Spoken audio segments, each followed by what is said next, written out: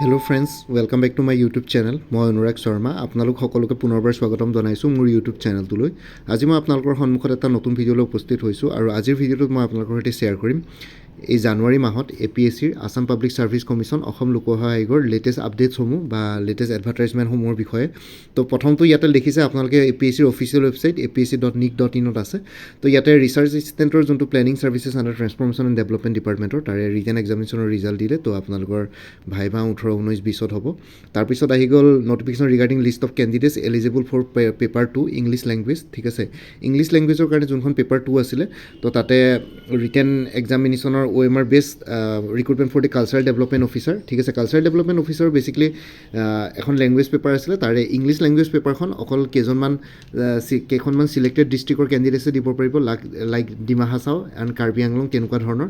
তো তাতে এখন লিষ্ট দিয়া আছে য'ত কেণ্ডিডেটসকলে অনলি ইংলিছ পেপাৰ দিবৰ কাৰণে কোৱালিফাইড হৈছে। বাকীখিনিয়ে আছামিজ, বেংগলী বা বড়োৰ পেপাৰ দিব লাগিব, ৰিজনেল লেংগুৱেজ পেপাৰ। তাতে এছে আৰু প্ৰিচি ৰাইটিং আহিব। তাৰপিছত আহি গ'ল interview regarding notification regarding interview viva pass for the recruitment to the assistant manager human resource power distribution Assam power distribution company limited.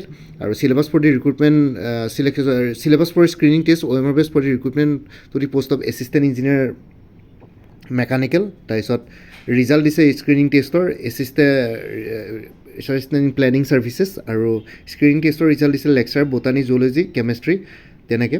তো আকৌ যদি আমি আৰু এবাৰ ঘূৰাওঁ তেতিয়াহ'লে স্ক্ৰিনিং টেষ্টৰ ৰিজাল্ট দিছে assistant manager human resource, admission certificate cultural development officer আহি গ'ল। তো অহাকাইলৈ পৰীক্ষা আছে আপোনালোকৰ। তাৰপিছত চিলেবাছ অফ স্ক্ৰিনিং কেছ আছে inspector of schools elementary education. তো আকৌ list of candidates cultural development officer, যোন কেণ্ডিডেটছে কোৱালিফাই হৈছে পৰীক্ষা দিবৰ কাৰণে। Written examination cultural development officer laboratory semester grade 1 final result দিছে। তাৰপিছত আৰু যদি তললৈ যাওঁ assistant engineer mechanical under joint গেটৰ পাব্লিক ৱৰ্কছ ৰোডছ। তো এইখিনি আহি আছে online apply. Child development project officer online application চলি আছে। Child development project officer allied services. তাৰপিছত inspector of schools district elementary education officer district director, এইখিনি চলি আছে। Stenographer grade 2 in Assam secretariat Janata Bhawan, এইখিনি বৰ্তমান অনলাইন এপ্লিকেশ্যন চলি আছে। ঠিক আছে, কেইটামানৰ চেছ হৈছে। তো এইখিনি অফিচিয়েল ৱেবছাইটত গ'লে মানে আপোনালোকে পাই যাব। তথাপিতো মই মোৰ চেনেলৰ জৰিয়তে কোনোবাই যদি অফিচিয়েল ৱেবছাইট চেক কৰা নাই, তো সেইটো কাৰণে মই আপোনালোকক জনাইলোঁ APSCৰ অফিচিয়েল ৱেবছাইটত গৈ পেলাই এইখিনি বস্তু চাব পাৰিব। জানুৱাৰী মাহৰ কাৰণে এইখিনি জব আপডেট।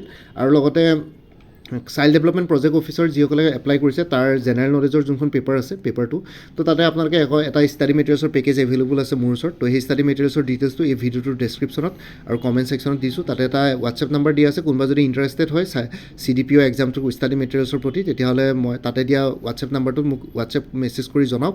তো মই আপোনালোকক হোৱাটছএপতে পে'মেণ্ট লিংক দি দিম। পে'মেণ্ট কৰাৰ লগে লগে আপোনালোকে PDF ফৰ্মেটত গোটেইখিনি ষ্টাডি মেটেৰিয়েলছ হোৱাটছএপতে পাই যাব। ঠিক আছে, child development project officer study মেটেৰিয়েলছৰ ডিটেইলছটো ভিউ কৰিবৰ কাৰণে এই ভিডিঅ'টোৰ ডেছক্ৰিপশ্যন আৰু কমেণ্ট ছেকশ্যনটো চেক কৰক। আৰু লগতে APSCৰ মেইনছৰ অলৰেডি পাৰ্চনেল ইণ্টাৰভিউ হৈ গ'ল আৰু তাৰে ৰিজাল্ট ডিক্লেয়াৰ অতি সোনকালে হ'ব। কাৰণ চিভিল ছাৰ্ভিচেছ ৰুলছ মতে উইদিন এ উইক আপোনালোকৰ ভাইভাৰ ৰিজাল্ট দিব লাগে, মানে পাৰ্চনেলিটি টেষ্ট বা ইণ্টাৰভিউ ৰিজাল্ট। তো সেইটো কাৰণে আপোনালোকে আজিকালিৰ ভিতৰতে ৰিজাল্ট ওলাব পাৰে। কাইলৈতো দেওবাৰ, আজিও ক'ব নোৱাৰি, আজিও ওলাই যাব পাৰে। ঠিক আছে, আজিতো কোনো হলিডে নহয়, গভৰ্ণমেণ্ট হলিডে নহয়। তো জেনেৰেলি 2-3 ডেইজৰ ভিতৰতে ওলাব লাগে, কিন্তু 1 উইকৰ ভিতৰত ওলাব লাগে আৰু একৰ্ডিং টু ৰুলছ। তো সেইটো কাৰণে আপোনালোকে এক্সপেক্ট কৰিব পাৰে অতি সোনকালে কম্বাইন কম্পিটিটিভ মেইন এক্সামিনেশ্যন 2022ৰ ফাইনেল ৰিজাল্ট। আৰু লগতে ইমানখিনি আছিলে। বাকী CDPOৰ কোৰ্চটোৰ ডিটেইলছটো ভিউ কৰিবৰ কাৰণে আৰু কোনোবাই যদি পাৰ্চেছ কৰিব বিচাৰে তেতিয়াহ'লে এই ভিডিঅ'টোৰ ডেছক্ৰিপশ্যন আৰু কমেণ্ট ছেকশ্যনটো চেক কৰক। তাতে গৈ পেলাই আপোনালোকে সকলো ধৰণৰ ডিটেইলছখিনি পাই যাব। বাকী ইমানে আছিলে। মোৰ ভিডিঅ'ছবোৰ চাই যদি ভাল পায় মোৰ চেনেলটো ছাবস্ক্ৰাইব কৰি ল'ব, আৰু লগতে আপোনালোকৰ যিখিনি ফেমিলি, ফ্ৰেণ্ডছ, ৰিলেটিভছ আৰু চিনাকি এক্সপিৰিয়েঞ্চ আছে তেওঁলোকৰ লগত মোৰ চেনেলটো শ্বেয়াৰ কৰিব। লগতে কমেণ্ট ছেকশ্যনত জনাব কিবা যদি কুৱেশ্যন থাকে, ডাউট থাকে। মই নিশ্চয় আপোনালোকৰ কুৱেশ্যনছ আৰু ডাউটছবিলাকৰ ৰিপ্লাই দিবলৈ চেষ্টা কৰিম। বাকী আজিৰ ভিডিঅ'টো ইমানতে সমাপ্ত কৰি আপোনালোক সকলোৰে পৰা বিদায় ল'লোঁ। কাইলৈ পুনৰ এটা নতুন ভিডিঅ'লৈ আপোনালোকৰ সন্মুখত উপস্থিত হ'ম। তেতিয়ালৈকে ভালকৈ প্ৰিপেৰেশ্যন কৰি থাকক। সকলোৱে অল দি বেষ্ট থাকিলে। Bye and take care friends. Bharat Mata কি জয়, জয় আই অসম।